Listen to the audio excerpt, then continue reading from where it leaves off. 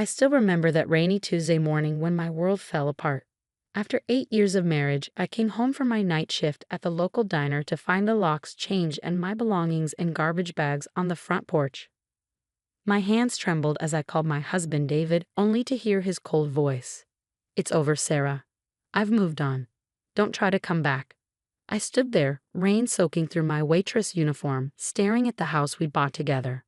Well, the house I bought, technically, my inheritance from my beloved grandfather, had paid for the down payment, but David's name was on all the paperwork. I trusted him completely when he said it was easier that way with his credit score. What a fool I'd been. My phone buzzed again. A text notification from our joint bank account. Balance, $0. 8 years of savings gone. My separate account, also emptied. He'd had access to everything because I'd trusted him. Because I believed in our marriage. I didn't know then that this was just the beginning. With nowhere else to go, I loaded what I could into my old Honda Civic, the only thing still in my name, and drove to my mother-in-law Patricia's house. Maybe there had been some mistake. Maybe she could help me understand what was happening. I should have known better. Patricia opened her door wearing her signature pearl necklace and disapproving frown. Behind her, I could see David's sister Amanda smirking. "Well, well," Patricia said, looking down her nose at my wet, bedraggled appearance. "I suppose you're here to beg for money now that David's finally seen sense." "Patricia, please," my voice cracked. "I don't understand what's happening. Everything's gone. The house, our savings." "Oh, honey," she laughed, but there was no warmth in it. "Did you really think someone like David would stay with a waitress forever? He's finally moving up in the world, and he needs someone more suitable." She adjusted her designer watch.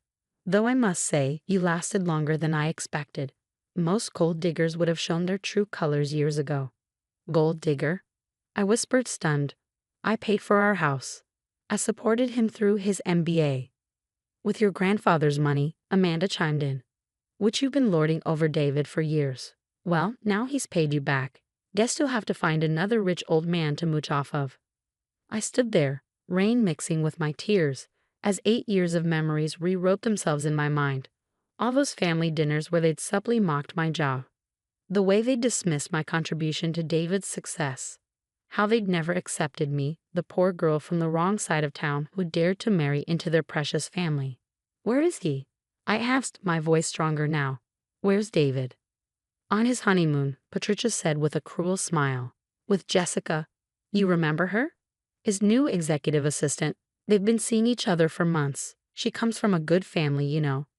She'll be much better at supporting David's career than you ever were." The world spun around me. Jessica. The woman he'd hired 6 months ago, who he'd insisted on working late with so often, who'd smiled sweetly at me at the company Christmas party while apparently sleeping with my husband. "You knew," I realized, looking between Patricia and Amanda. "You all knew he was cheating." "Of course we knew," Amanda rolled her eyes. "We helped him plan everything. Jessica's father is on the board of David's company. This marriage will do wonders for his career. Unlike you, who's been holding him back with your embarrassing little waitress job." "Now," Patricia said, reaching for her door, "I suggest you leave before I call the police. And don't bother trying to fight this in court. Our family lawyer has everything handled. You signed a prenup, remember? You'll get nothing." The door slammed in my face, leaving me alone in the rain once again. That night, I slept in my car in a Walmart parking lot, too shocked and broken to even cry. The next day, I tried to check into a cheap motel, only to find my credit cards canceled. My phone was next. Apparently, it had been on David's plan. Within 48 hours, I had nothing but my car, the clothes in my garbage bags, and $237 in cash. I managed to find a bed at the local women's shelter. The irony wasn't lost on me. I volunteered here for years, never imagining I'd end up staying here myself. The shelter director, Grace, remembered me from my volunteer days and gave me a private room usually reserved for emergency cases. "You're in shock, Sarah," she said gently, bringing me a cup of tea. "But you're stronger than you know, and when you're ready, we'll help you fight back." I didn't believe her then. How could I fight back? David had taken everything, planned it all perfectly. He had his family's money, their lawyers, their connections. I was just a waitress with a worthless degree in social work. trying to make ends meet while supporting my husband's dreams. But Grace was right about one thing. I was in shock, so much so that I almost missed the most important detail of all. A detail that would change everything. It happened 3 days into my stay at the shelter. I was helping in the shelter's kitchen. I couldn't afford to pay for my stay, but I could at least cook when I heard excited whispers from the front office. The CEO of Montgomery Industries is here. What's Alexander Montgomery doing at our shelter? I heard he's doing a series of surprise visits to local charities. I froze, nearly dropping the pot I was holding. Montgomery Industries, David's company, the place he'd worked his way up to middle management, always complaining that he deserved more recognition, faster promotions. I'd never met anyone from his work. He'd always said I wouldn't fit in at corporate events. But I knew about Alexander Montgomery. Everyone in town did. The brilliant young CEO who'd taken over his father's company 5 years ago and transformed it into a tech giant. The businessman who put our small city on the map. The man who, if the gossip was true, had no patience for dishonesty or corruption in his company. Before I could decide whether to hide in the kitchen, Grace came rushing in. "Sarah, Mr. Montgomery is asking to speak with all our residents. He's making a large donation and wants to hear their stories firsthand. Would you be comfortable joining the group?" I looked down at my shelter-provided clothes, touched my unwashed hair. I don't know, Grace. I'm not really presentable." "Nonsense," she said firmly. "You're one of us now, and your story deserves to be heard." So that's how I found myself sitting in a circle with 15 other shelter residents, facing Alexander Montgomery himself. He wasn't what I expected. Younger than I'd imagined, maybe in his mid-30s, wearing a simple button-down shirt and slacks. No fancy suit, no arrogant attitude. He listened intently to each woman's story, asking thoughtful questions, taking notes. Then it was my turn. "I'm Sarah," I said quietly. "I'm here because my husband emptied our accounts and changed the locks while I was at work. He works for your company, actually." Alexander Montgomery's head snapped up, his pen freezing mid-note. "What did you say?" I couldn't stop now. The whole story poured out. The 8 years of marriage, supporting David through his MBA, buying our house with my inheritance, discovering his affair with his executive assistant, his family's cruel dismissal. "He's David Chen." I finished, my voice barely a whisper. "In middle management, he just married Jessica Williams. Her father is on your board." The room was dead silent. Alexander Montgomery's face had gone completely still, his eyes intense. "David Chen," he repeated slowly. "The one who's been pushing for a senior director position, who's been claiming his wife is fully supportive of his career moves." I laughed bitterly. Supportive? I didn't even know he was divorcing me until I found my belongings in garbage bags. "Grace," Alexander said suddenly, standing up. "May I use your office for a moment? Mrs. Chen and I need to have a private conversation." "It's Ms. Miller now," I corrected quietly. "I'm going back to my maiden name." He nodded, a strange expression crossing his face. "Ms. Miller, then. Please, come with me." As I followed him to Grace's office, I had no idea that this conversation would change everything. That within 24 hours, David's perfectly planned new life would begin to crumble. And it would all start with 5 simple words from Alexander Montgomery. "I've been looking for you." I followed Alexander Montgomery into Grace's small office, my heart pounding. He closed the door and turned to face me, his expression intense. "5 years ago," he said, "did you write a business proposal for a corporate-sponsored chain of community resource centers?" My mouth fell open. "How did you?" "It crossed my desk when I first became CEO," he continued. "Brilliant concept, combining job training, childcare, and social services in economically disadvantaged areas. The financial projections were sound, the community impact analysis thorough.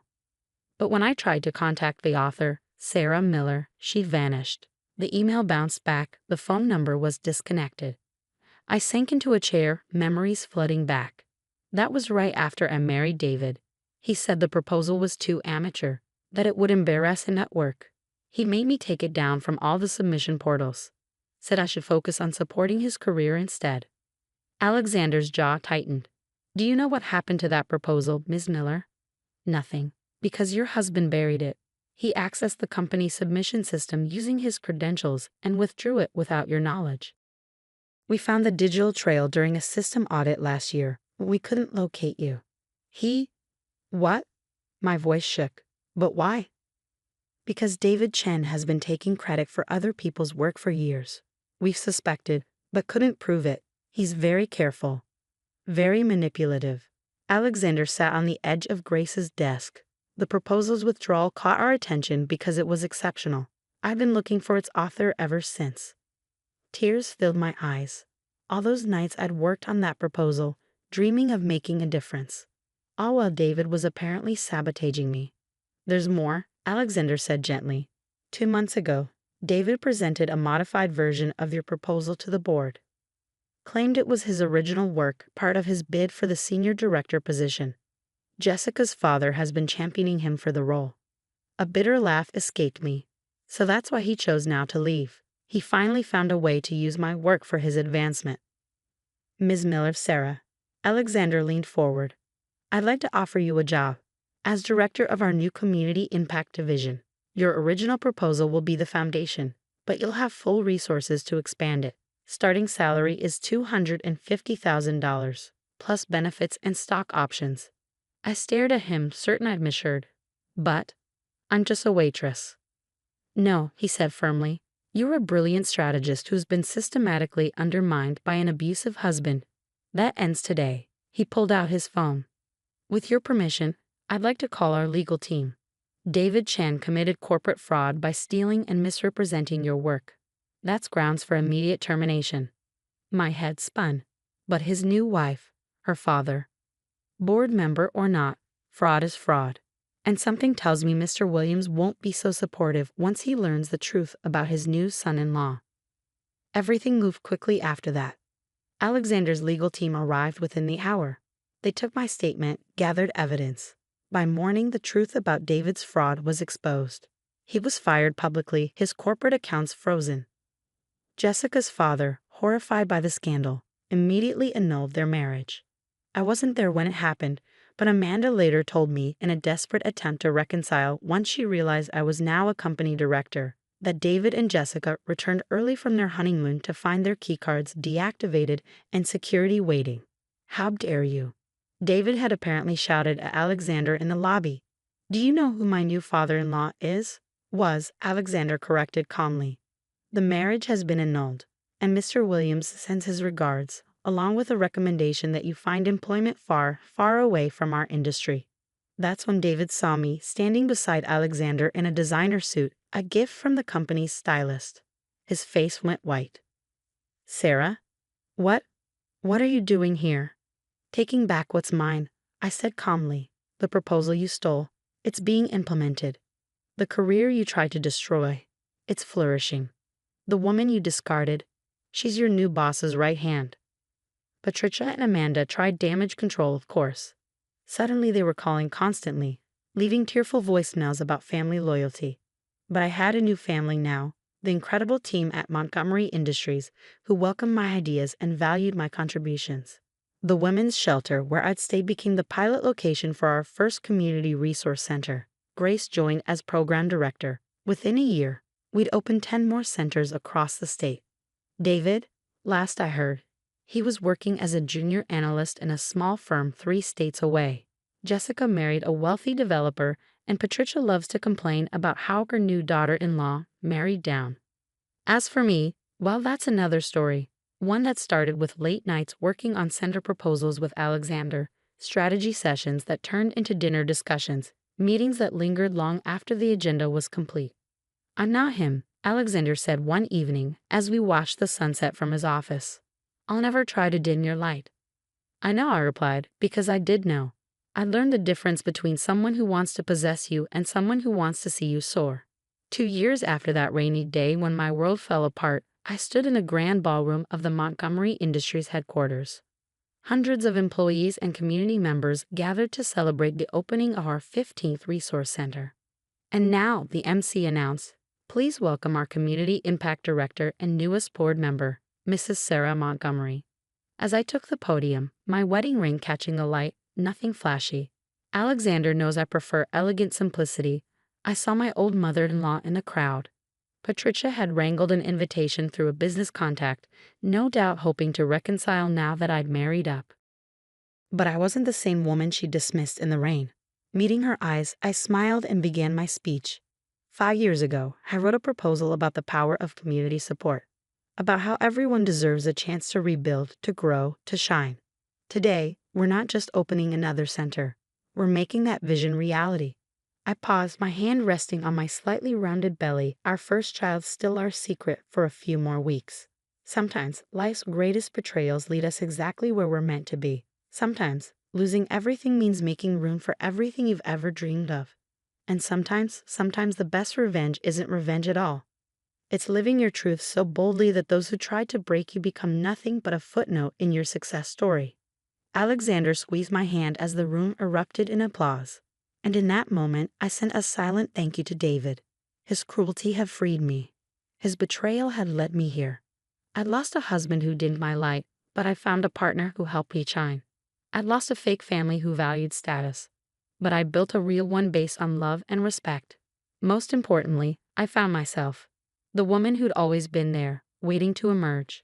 Strong, capable, unstoppable. That night, as Alexander and I drove home to our modest house, we could afford bigger. But I love this one's cozy garden, he asked. Any regrets? I touched my growing belly, thought of our expanding centers, our passionate team, our future together. Just one, I smiled. I should have checked the company submission portal years ago. He laughed, the sound warm in the quiet car. Everything happened exactly when it was supposed to. And you know what? He was right. Sometimes life's greatest blessings come disguised as its cruelest moments. Sometimes you have to lose everything to find what you never knew you were looking for. And sometimes a rainy Tuesday morning when your world falls apart becomes the first chapter of your greatest adventure. Get out. James's voice was cold as he stood in our marble foyer, casually swirling whiskey in a crystal glass. Your things are already packed. I stared at the Louis Vuitton suitcases lined up by the door, the ones he'd bought me last Christmas when everything still seemed perfect. My hands trembled, but I kept my voice steady. So that's it? After 8 years of marriage, you're just throwing me out. He smirked, taking another sip. Come on, Emma. Let's not make this dramatic. We both know this marriage has served its purpose. Your inheritance helped build ClearTech into what it is today. Now that we're going public, I need someone more suitable by my side. Someone who understands the tech world. My name is Emma Chen, and at 34, I was watching my life crumble around me. 8 years ago, I'd married James believing in love and forever. He was brilliant but struggling, working on a startup he swore would change the world. When my parents died in a car accident 2 years into our marriage, leaving me their life savings and family business shares worth $3 million, I didn't hesitate to invest it all in his dream. You mean someone like Melissa? I asked, thinking of his 25-year-old head of marketing who'd been spending more and more time at our house lately. The way she looked at him during dinner parties, how they always seemed to be having late meetings. James's smile widened. Melissa understands vision. She gets what it takes to build something revolutionary. He gestured dismissively with his glass. You were great for the early days. The supportive wife, the generous investor. But ClearTech is worth $100 million now. We're playing in the big leagues. I looked around our mansion. The sweeping staircase, the chandelier that cost more than most cars, the art I carefully selected to make this place feel like home. All of it built with my family's money, my trust, my love. The board meets tomorrow to finalize the IPO, James continued, checking his Rolex. Another gift bought with my inheritance. Melissa and I need to prep. So if we could wrap this up. I walked to the suitcases, my heels clicking against the marble floor. Each step felt heavy with 6 years of memories. The dinner parties I'd hosted to help him network, the nights I'd stayed up listening to his ideas, the vacations we'd canceled because he needed to work. I believed in him completely, had been so proud to help build his dream. You know what's funny? I said, turning to face him. You think you've won, that you've played this perfectly. He raised an eyebrow, amused. Haven't I? ClearTech is about to go public. I'm about to become one of the youngest tech billionaires in the country. And you? He shrugged. You'll get whatever the prenup stipulates, which, if I remember correctly, isn't much. I smiled, thinking of everything he didn't know. The quiet moves I'd made over the past year as I watched him grow more distant, more arrogant. The careful planning that would turn his smug grin into shock. "Good luck with the IPO, James," I said, grabbing my suitcases. "I'm sure it'll be interesting." His confidence faltered for just a moment. "What's that supposed to mean?" "You'll see." I walked out without looking back, the heavy door closing behind me with a final thud. What James didn't know, what he'd been too arrogant to even consider, was that I wasn't as naive as he thought. Growing up in a business family had taught me to always protect myself. While he was busy building his empire and courting Melissa, I'd been watching, learning, and preparing. The inheritance he used to build ClearTech? I had documentation for every penny, dated, notarized, and safely stored with my lawyer. The early company contracts, all carefully preserved, showing my role as more than just a silent investor. The long hours he claimed to be working, I had proof of much more interesting activities. But my real insurance policy was something far more valuable, something that would make tomorrow's board meeting very interesting indeed. I checked into the Four Seasons, a small indulgence I planned ahead for. As I unpacked, my phone buzzed with a text from my best friend Lauren. "Are you okay? Did you do it?" "It's done," I replied. "He kicked me out just like we expected. Melissa's already moving in." "That smug bastard," she texted back. "He has no idea what's coming, does he?"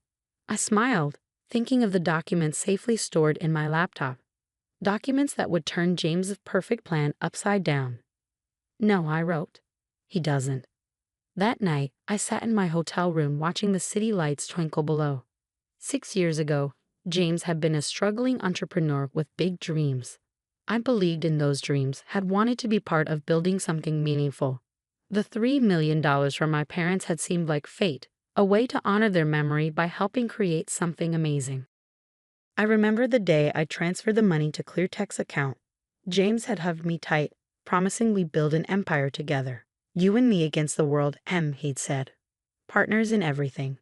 Now here I was, kicked out of my own house so he could move in his girlfriend. The wife who funded his success discarded like yesterday's news. But James had made one crucial mistake. He'd underestimated me. Growing up watching my father run his business, I'd learned that trust was good, but documentation was better. My phone buzzed again, this time with an email from my lawyer, Sandra. "Everything's in place for tomorrow. Are you sure you want to do this? Once we move forward, there's no going back." I thought about James's smug smile as he dismissed me, about all the nights I'd spent alone while he was working late with Melissa, about how he thought he could use me and throw me away. "Unsure," I replied. "Let's show them what I'm really worth." Tomorrow, James would learn that his perfect plan had one fatal flaw. Me, and I was done being underestimated. As I walked into ClearTech's gleaming headquarters the next morning, the security guard did a double take. "Mrs. Chen." Mr. Wilson said that I wouldn't be coming in anymore. I smiled, sliding my still valid ID card across the desk. He was mistaken about a lot of things, Tom. The elevator ride to the top floor felt surreal. How many times had I visited James here, bringing him lunch during late nights or attending company events? The modern art on the walls, the sleek furniture in the reception area, all of it chosen with my inheritance money. I could hear voices from the boardroom as I approached. James was mid-speech, his voice carrying that confident tone I'd once found so charming. "Which is why this IPO will position ClearTech as the leading innovator in cloud security, our proprietary technology." I pushed open the door, and the room fell silent. 12 board members turned to stare at me, their expressions ranging from shock to discomfort. James stood at the head of the table, his presentation frozen on the screen behind him. Next to him, Melissa's perfectly made-up face paled. "Emma," James recovered quickly, his smile tight. "This is a private board meeting. You shouldn't be here." I took a seat at the far end of the table, placing my laptop in front of me.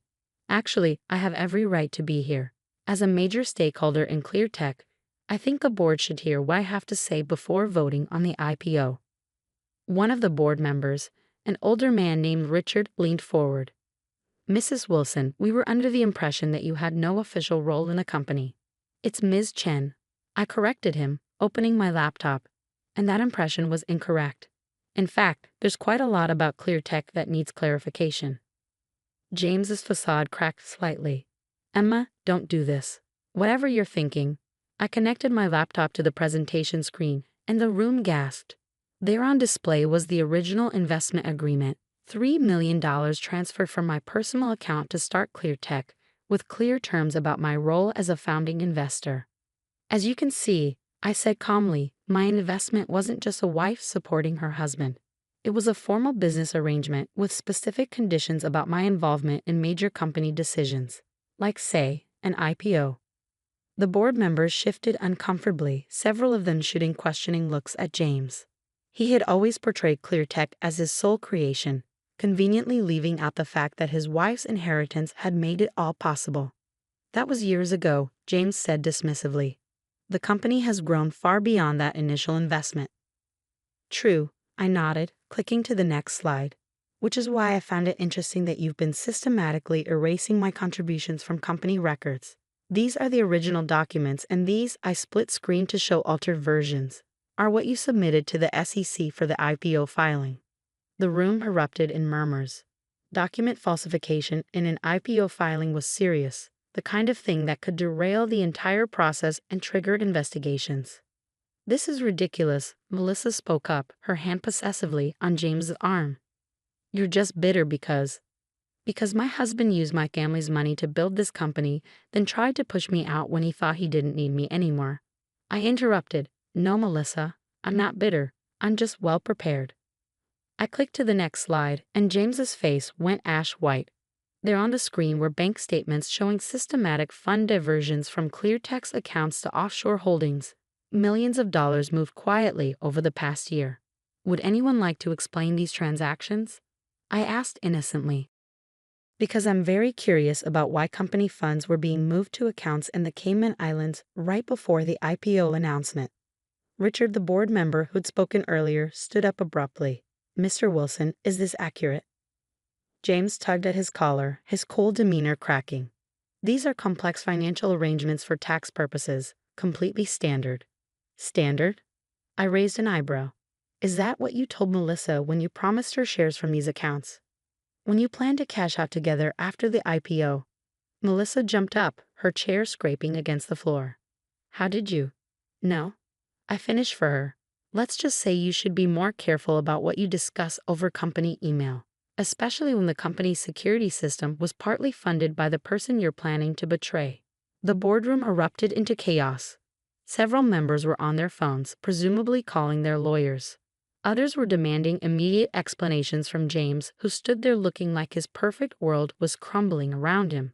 This is a simple choice, I said, raising my voice above the commotion. Either we postpone the IPO and restructure the company leadership to reflect its true ownership, or I take this evidence to the SEC. Your call. James stormed around the table toward me, his face contorted with rage. You manipulative bitch, he hissed under his breath. You're trying to destroy everything I built. No, James, I said quietly, meeting his gaze. I'm taking back what's mine, what we built together, before you decided to throw me away. The board quickly called for an emergency recess. As people filed out of the room, many of them already on their phones with crisis managers and lawyers, I packed up my laptop calmly. Everything I'd shown them was just the tip of the iceberg. I had more evidence, more proof of James's deceptions, safely backed up and ready to deploy if needed. Richard, the senior board member, approached me as I stood to leave. Ms. Chen, I think we need to have a longer conversation about your role in ClearTech. Perhaps over lunch? I smiled, shouldering my bag. I'd like that. I have quite a few ideas about the company's future. As I walked out, I caught a glimpse of James and Melissa in heated discussion, their perfect plan falling apart around them.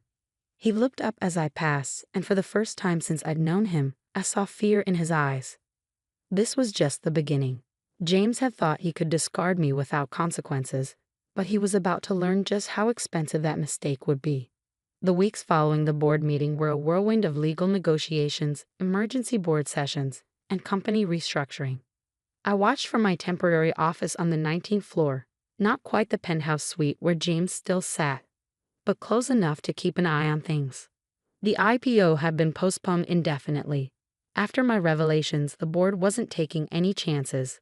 They'd hired independent auditors to go through every transaction, Every document, every decision made in the past 6 years. What they found made my evidence look tame in comparison. They've uncovered at least $12 million in questionable transactions, Sandra, my lawyer, told me one morning as we reviewed the latest findings. James wasn't just planning to cash out with Melissa. He was setting up a parallel company structure. He was going to use the IPO money to start fresh, leaving ClearTech as an empty shell. I sipped my coffee, looking out over the city skyline. And Melissa? Any word from her legal team? Sandra smirked. She's singing like a canary, turned over everything. Emails, texts, recorded conversations. Apparently, she's not as loyal to James now that his perfect plan has fallen apart. I wasn't surprised. Melissa had always been ambitious, but her loyalty extended only as far as her own interests. Once she realized James couldn't deliver the wealthy future he promised, she'd switched sides quickly. The press had been having a field day with the story. Tech CEO's IPO dreams crumble amid fraud allegations, read one headline. ClearTech founder's wife exposes million-dollar deception, screamed another. James' reputation in the tech world, once golden, was now thoroughly tarnished. But I wasn't interested in revenge, I wanted justice. The board had been surprisingly receptive to my proposals for restructuring the company. With James's credibility destroyed and the threat of SEC investigations looming, they were eager to find a stable path forward. The board meeting's in an hour, Sandra reminded me, gathering her papers. Are you ready? I nodded, straightening my blazer. More than ready. The boardroom looked different now. The same sleek table, the same floor-to-ceiling windows. But the energy had changed. James sat at the far end, his usual confidence replaced by barely contained anger. His lawyer whispered something in his ear as I took my seat. Richard called the meeting to order. As you all know, we're here to finalize the leadership restructuring of ClearTech. Following the independent audit and extensive legal review, the board has prepared a resolution. I kept my expression neutral as he read through the terms. James would step down as CEO, though he retained a minority stake in the company. The offshore accounts would be frozen and investigated. And most importantly, I would be installed as executive chairperson, with final say over all major company decisions. This is insane, James burst out, standing up. You're giving her control of my company? Our company, I corrected him quietly, built with my family's money, my support, and my trust. Money you tried to steal, support you abused, and trust you betrayed. The board members shifted uncomfortably, but no one spoke up to defend James. They'd all seen the evidence, all realized how close they'd come to being implicated in his schemes. The resolution is fair, Richard said firmly. Ms. Chen's investment and early involvement were instrumental in building ClearTech. Her recent actions protected not just her interests, but those of every shareholder and employee. The vote was quick and decisive. 10 in favor, 2 abstaining, none opposed. Just like that, control of ClearTech passed to me. As people filed out of the room, James approached me, his face dark with fury. Congratulations, he spat. You've destroyed everything I worked for. I stood up slowly, gathering my things. No, James, I saved what we built together. You're the one who tried to destroy it with greed and lies. You think you can run this company, he sneered. You don't know the first thing about tech. I know about loyalty, I replied. About building trust and keeping it. The technology might be complex, but the principles of good business are simple. Something my father taught me long ago. I walked to the door, then turned back for one last look at the man I'd once loved so completely. The leather chair creaked as James leaned back, his perfectly pressed suit a stark contrast to his smug expression. Emily, you have to understand, he said, his voice dripping with false concern. Managing this kind of money requires experience. Business sense, things you just don't have. I sat across from him in his home office, my hands clasped tightly in my lap to hide their trembling. The inheritance papers from my grandmother's estate lay scattered across his massive mahogany desk. $12 million worth of assets, properties, and investments that he was so desperate to control. My name is Emily Chen, and at 42, I was watching my husband of 15 years try to manipulate his way into controlling my inheritance. The same man who had spent years subtly undermining my confidence, making me question my own judgment, was now showing his true colors in full force. I've already spoken with our lawyer, James continued, straightening his tie with practiced precision. The power of attorney paperwork is ready. Once you sign, I'll handle everything. You won't have to worry your pretty little head about it." The condescension in his voice made my stomach turn, but I kept my expression neutral. James had always been controlling, but he'd masked it well over the years. Small comments about my spending habits, suggestions that I shouldn't work because he made enough for both of us. Gentle criticisms about my decision-making that eroded my confidence bit by bit. But what James didn't know, what I'd made sure he didn't know, was that I wasn't the same naive woman he'd married 15 years ago. The past 6 months since my grandmother's passing had opened my eyes to things I'd been blind to for far too long. It started with a letter my grandmother had left me, along with the inheritance. "My dearest Emily," she'd written, "with this gift comes great responsibility, but also great opportunity. Trust yourself. You are stronger and smarter than they've led you to believe." Those words have struck something deep within me. My grandmother had always seen through James's facade, though she'd never directly criticized him. Instead, she'd spent years quietly preparing me for this moment, teaching me about investments, business, and most importantly, self-reliance. The day after I received the inheritance notice, I made an appointment with Sarah Chin, no relation, a financial advisor my grandmother had recommended. James didn't know about these meetings. I'd scheduled them during what he thought were my yoga classes. "Your grandmother was a shrewd businesswoman," Sarah had told me during our first meeting. "She built this fortune from nothing, and she chose you to carry on her legacy. Not your husband, not your cousins. You." Over the next few months, while James was busy plotting how to take control of my inheritance, I was quietly putting things in motion. Weekly meetings with Sarah, consultations with my own lawyer, not the family lawyer James had chosen, and careful documentation of every manipulative comment and action from my husband. I'd learned that James had been making inquiries about the inheritance before my grandmother's will was even read, speaking to financial advisors and lawyers about how to protect the assets. What he really meant was how to control them. Now, sitting in his office, watching him lay out his plans as if they were already set in stone, I felt a strange sense of calm. The fear and self-doubt he cultivated in me for years had been replaced by something stronger, certainty. "Are you listening, Emily?"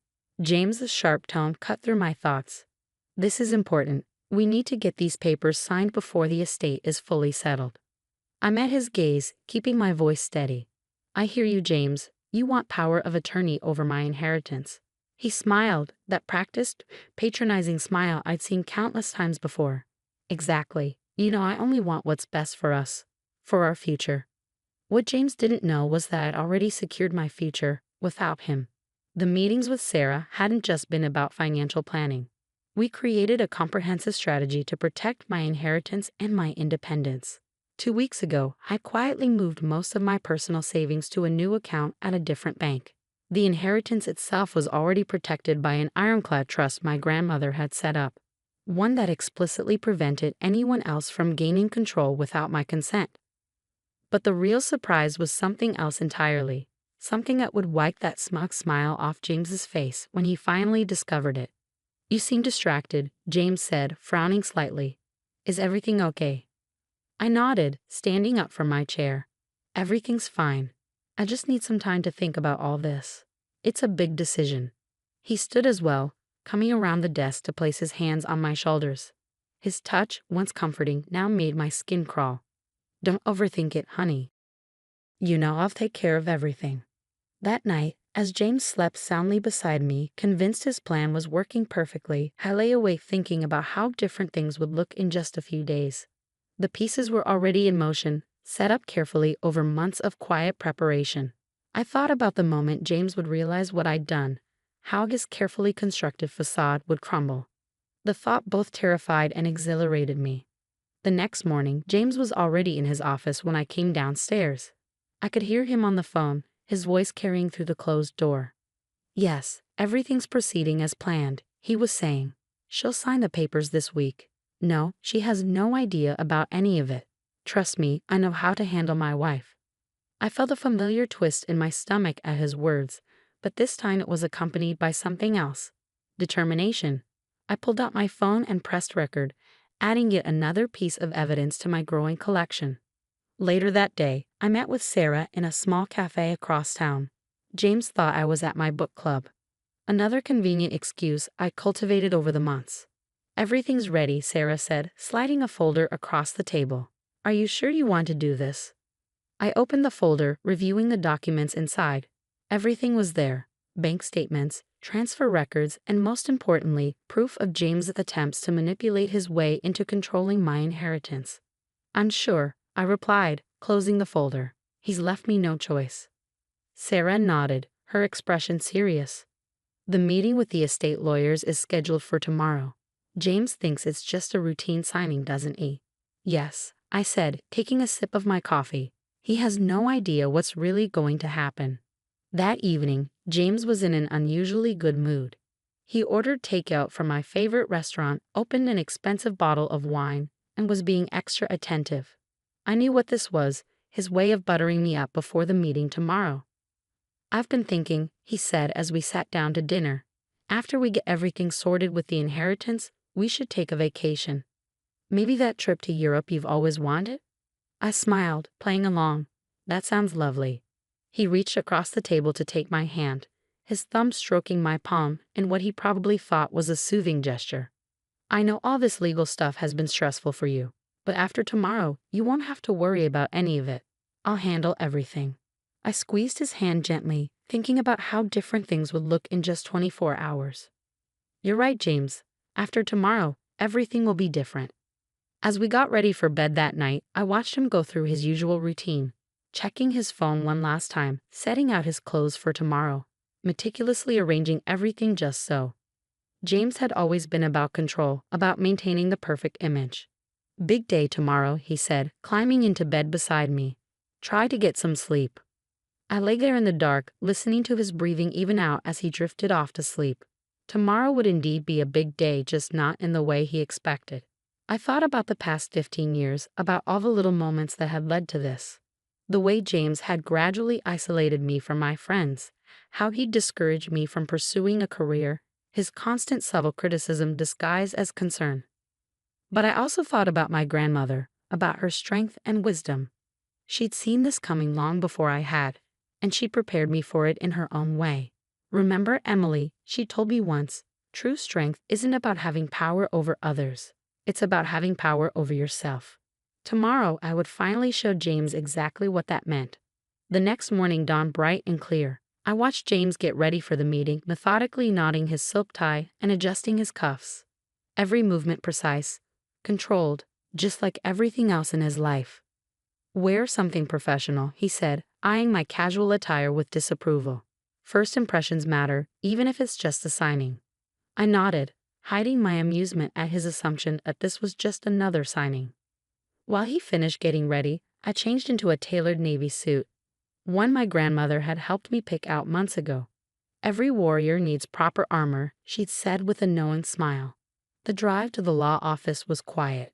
James kept glancing at me, probably interpreting my silence as nerves. His hand patted my knee in what he likely thought was a reassuring gesture. Just follow my lead, he said as we pulled into the parking lot. Let me do the talking. The law office of Morrison and Associates occupied the entire top floor of a sleek downtown building.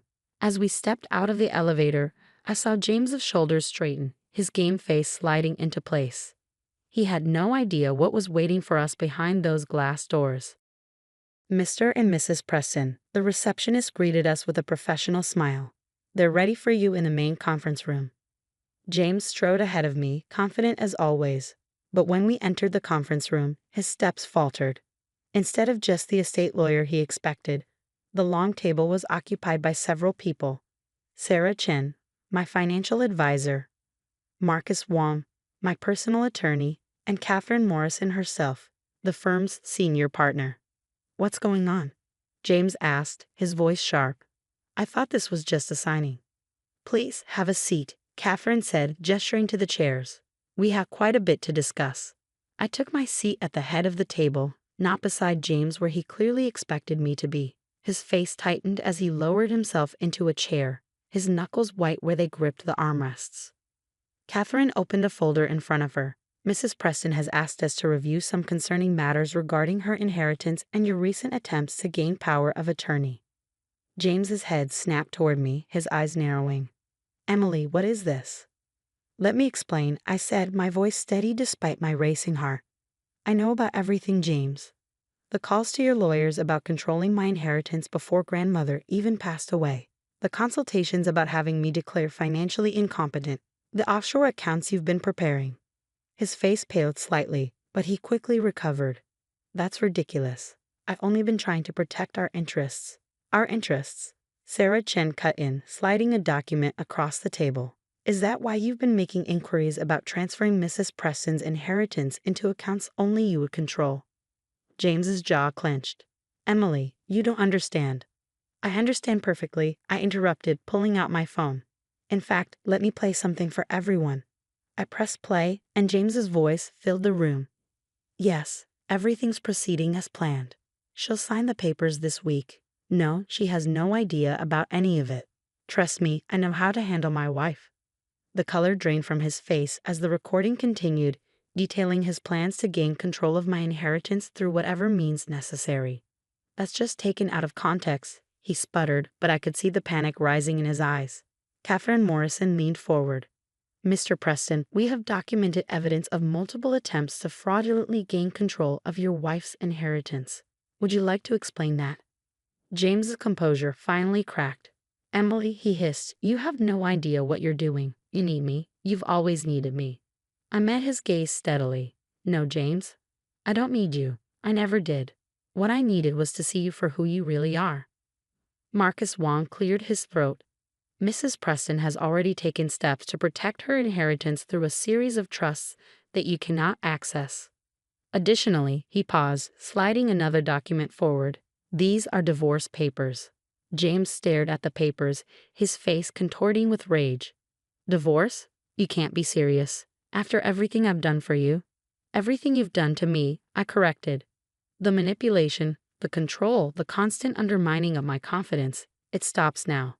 You'll never manage without me, he spat, his carefully maintained facade completely crumbling. You're nothing without me. Nothing. I stood up, placing my hands flat on the table. That's where you're wrong, James. I'm not nothing. I'm my grandmother's granddaughter, and she taught me better than to let someone like you control my life. Sarah Chen spoke up. Mrs. Preston has demonstrated remarkable financial acumen over the past 6 months. She's already made several successful investment decisions that have increased her inheritance by 15%. James's head whipped around.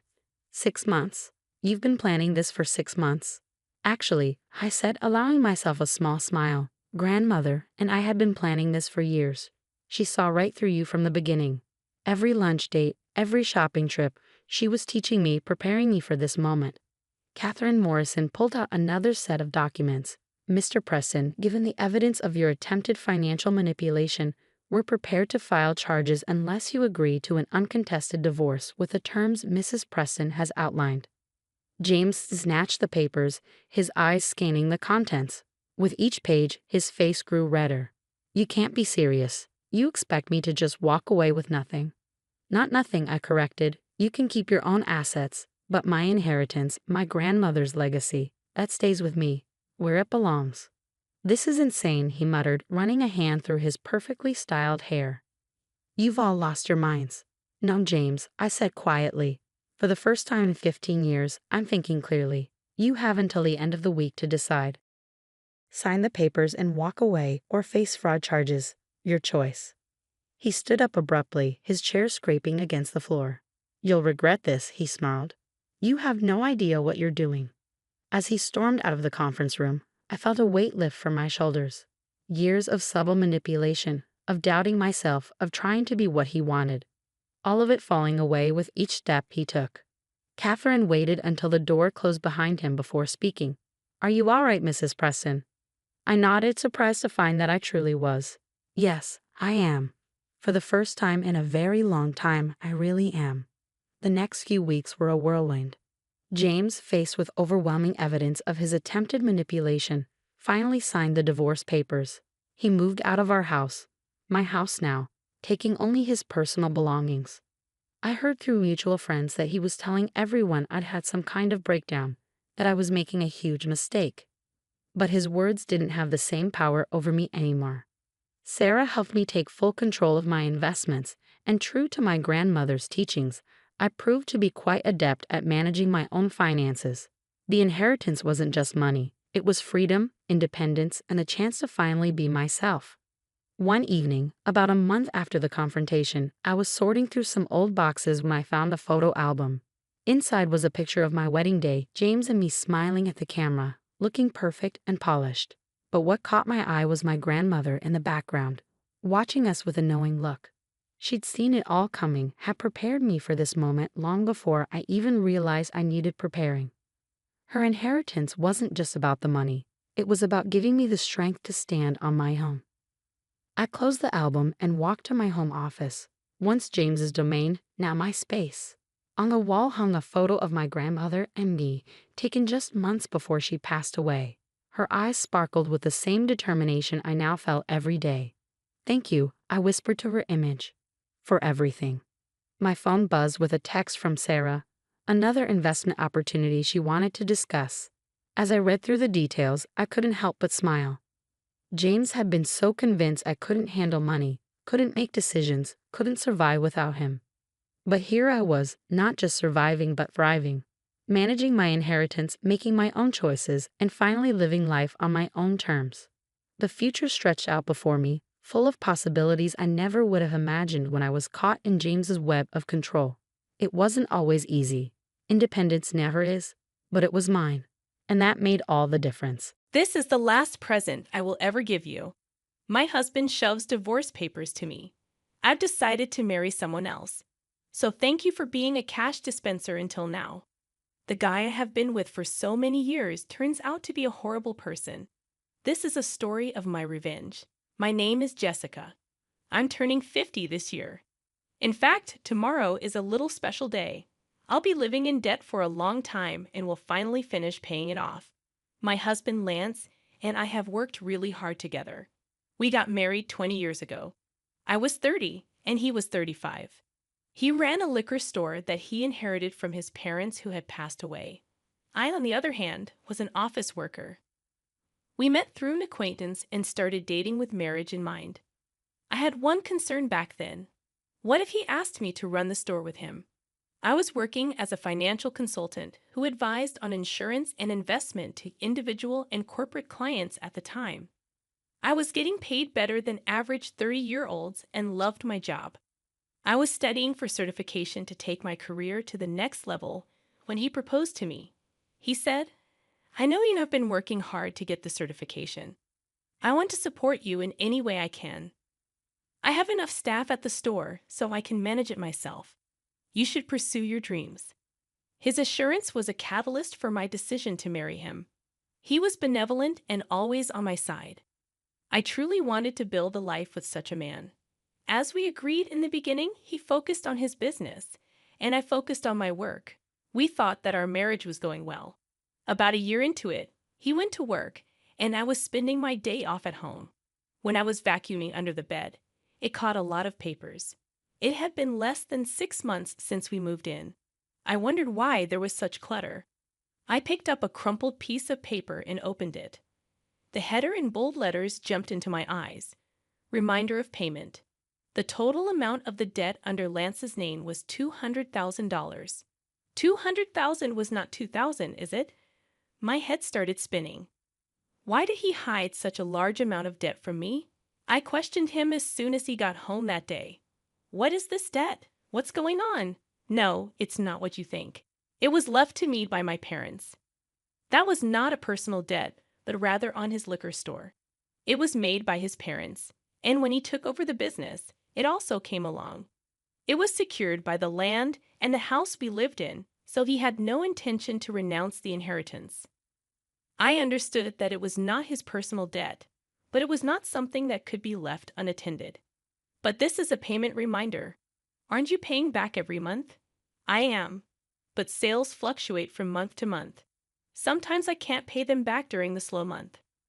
I have to pay my staff first, so I've asked them to wait." That's when the letter came. At first, his explanation sounded to make sense, but it was definitely not a good idea to delay payment. The letter included the words "final notice." "I didn't tell you because I didn't want you to freak out. Don't worry though. Business is on track, And we haven't been evicted from the house, right? That's true, but I looked at him anxiously. Then he mentioned something unexpected. If you're so worried, why don't you help me pay it off? You are making quite a lot, aren't you? I wasn't comfortable with where he was going. It was not my store, and a husband and a wife were supposed to help each other. My debt is also yours. That's a bit sudden. Are you okay if my store went out of business? Many people would suffer if it was gone, you know. I guess he was right. His store had become an indispensable part of the community. It was located in the suburbs where there weren't many shops or supermarkets around. He was also selling fresh foods such as meat and fish and offered a home delivery service. I visited the shop several times, and it was always busy. Some customers stated that they were so grateful to have it in the neighborhood. Please, honey, I'll be focused on keeping my business rolling. Please help me pay off my debts. I respected the way he took his work seriously and devoted himself. I didn't want to see his store disappear. I didn't want that to happen for sure. Being married means that we support each other at all times. If you are struggling, it seems only natural for me to help him. Okay, I'll repay back as much as I can every month from my salary. You can concentrate on managing the store. I could help financially, but only he could run it. I was happy that he relied on me above all else. However, it was the beginning of a change in him. About 3 years had passed since I took over his debt. He often came home late. What were you doing until this late? You reek of alcohol. I just had a few drinks with my customers, honey. Did you make a payment this month? For some reason, he sounded condescending. I did last week. Why? The store depends on you. You'd better keep paying on time. Whenever he got drunk those days, he gave me an order. I had taken it as nonsense from a drunkard, but it started to prick my nerves when he did it repeatedly. He made it sound like it was normal for me to pay back his debt. By the way, Matt has a third kid now. I envy him. Matt was his friend from high school. He had his own business, just like Lance. His wife also worked in the store with him. I've been wanting to talk to you about that. I told him what I had been keeping to myself. Don't you think it's time for us to start a family? His reaction was very cold. What, baby? My business has just started picking up, and we are still in debt. How can we be so irresponsible? That was his stance. I held back my annoyance. Matt has 3 children now, right? We can manage one too. His parents are still well, and his wife works in the store. They are different from us. I couldn't counter that. I'd always thought that I would have children when I got married. My dream was crushed easily, so until I pay off all your debts, we can't have a baby. Well, I guess that's how it's going to be. If you make a lot of money and pay off studies quickly, I will think about it. His mean smile disgusted me, but I felt impatient to pay off the debts as soon as possible. How blind I was. Even though it was an irrational demand, I was still occupied with the thought of starting a family and didn't even think about it. From then on, I worked tirelessly for Lance. I actively obtained qualifications, took promotional exams, and secured a salary increase. I started earning much more than women my age. I even made advance payments, but the debt didn't disappear so easily. I turned 40 before I knew it and had to give up on having children. I thought to myself that I still had my husband and thought he was enough. He relied on me, and I could do anything for him. As long as I still believed that, I remained happy. Lance started coming home later and later as the days went by. He sometimes came back in the morning. I was working in the store, and it was morning when I realized it. I had to go out with a customer, and the next thing I knew, the sun was out. When I saw him working so hard to protect the store, I felt that I had to do my best as a wife too. We were on the same boat, sailing for a better future together. The months and years went by, and the day finally arrived. I was going to make the last payment the next day. For the sake of the debt, I had to pass on all sorts of luxuries I didn't need to do so anymore. I could finally spend my hard-earned money the way I wanted. I realized that ever since I got married, I had been thinking too much about money. We had never taken a vacation or even dined at a nice restaurant. We were still in our 50s. I hoped to finally enjoy such things from then on. On the day the last payment was due, I took a day off. I prepared a more opulent dinner than usual, complete with a bottle of wine and Lance's favorite chocolate cake, intending to celebrate a debt-free life together. When he returned from work, I laid everything out on the table, remarking, "Finally, it feels like it's been a long time. But the last 20 years have gone by so fast, haven't they, honey?" His trembling and lowered head made me wonder if he was crying from happiness. However, to my shock, he burst into laughter in a way I had never heard before. "What the hell is going on? Are you okay?" My supposed husband declared something outrageous. "You are dismissed now. I'm grateful to you for the past 20 years. Thanks to you paying off all my debt, I'm a free man. Great job. I don't need you anymore." "What are you talking about?" I genuinely had no clue. He pulled out something from his bag. "This is my last present to you." Bold letters of a divorce petition stabbed my eyes. Proudly, he continued, "I've decided to marry someone else. So you are no longer of any use to me. Thanks for being my cash dispenser until now." "You're getting remarried? Have you been cheating on me all this time?"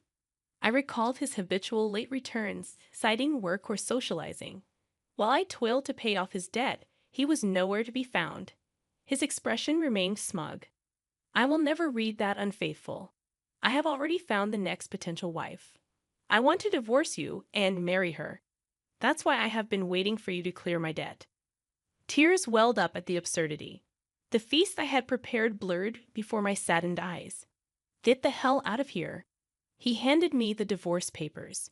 My blood boiled faster than I could feel sadness or despair. "Okay, but you won't regret it."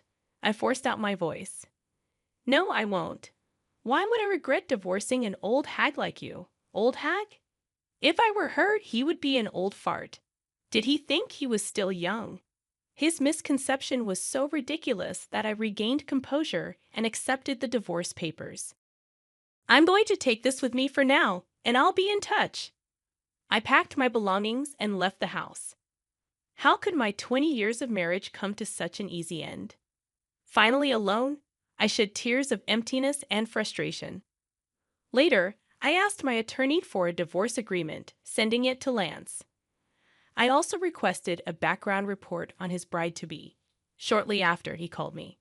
"Hey, Jessica, what the hell is this document?" He sounded furious. I could imagine his face turning bright red even over the phone. Contrasting his fury, I remained calm. "That is a divorce agreement. What about it?" "I know what it is. What I'm talking about is this loan agreement. Why do I have to pay you back?"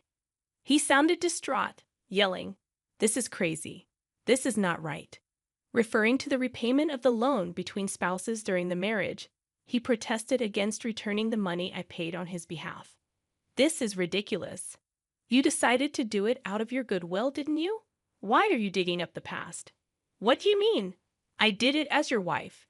If we divorce, that's a different story." Regret hit him. He just realized it. When he asked for a divorce, I immediately thought of making him repay my head. My profession involved dealings with insurance and investments, giving me contacts with experienced attorneys. I consulted them right away. The total, including interest, was a little over $300,000. I was determined to have him pay me back precisely that. That was all I asked for. He grasped the seriousness, seeing the name of a locally famous attorney on the document. Ludicrously, he said, "You know that I don't have much money. Sell the store to fund it then. If I do that, I won't have anything left. You're only 55. You could still find a job if you wanted to. Give me a break." The conversation made no sense. I wanted to hang up, but there was one last thing to check. "How's it going with your new bride-to-be?" "None of your business." I burst out in laughter. It seemed like he was going through a lot. "Good luck." I was about to hang up. "Wait a minute. I've decided not to marry her. We can start over." For some reason, he pleaded with me. I yelled my last words and hung up. "Start over? Don't kid yourself. I don't want you. I had been married to such a man for 20 years. Did I look more ridiculous than him in the eyes of others? I respected him until the divorce. I had watched him work hard for the store and his customers. 20 years later, I realized he was just a fool. The mentioned remarriage started with innocent flirtation with a part-time university student, Melissa. You are so cute, Melissa. Will you be my wife? She played along, jokingly replying, well, I would think about it if you let me be a full-time housewife. The truth was, he believed she was serious. Marrying a man nearly 40 years her senior seemed like a mere joke to her. It turned horrifying when he persistently pressed her to marry him, leading her parents to intervene and obtain a restraining order against him. Reading the private investigation report, I laughed so hard I hyperventilated. When he came home late, I assumed he was working hard, unaware of the truth. Instead, he was hitting on young girls at bars and strip joints, boasting, I'm surprisingly popular with young girls. I'm a salesman, so I have this easy-to-talk-to aura and get along with them. And I'm told that I look younger. Don't you think so? The girls apparently cringed at his comments. With no use for his older wife and viewing me only as a cash dispenser, his misconceived self-image turned him into a somewhat laughable stalker who almost got in trouble with the police. Perhaps it would have been better if he had cheated on me. Unfortunately, he couldn't even find a mistress. The reason behind his pursuit of a young girl was his friend Matt having a grandchild. Matt recounted, as soon as he saw my grandchild, he said he wanted to have a child himself. I scolded him, saying he shouldn't say such a thing. You had been paying his debt for him. He was absolutely mortified. I'm glad I didn't spend my golden years with that man, I muttered. My divorce finalized, and despite unclear property division, he gave up due to my attorney's reputation. I wondered how such a gutless person had stayed in business. He sold the store to pay me back. Fortunately, just before the sale, his employees abandoned him. Customers frowned at him for giving up a family business. When they learned the reason was to pay his ex-wife, shock spread through the community. He got what he deserved when he demanded a divorce. A true story that sounded like a comedy circulated.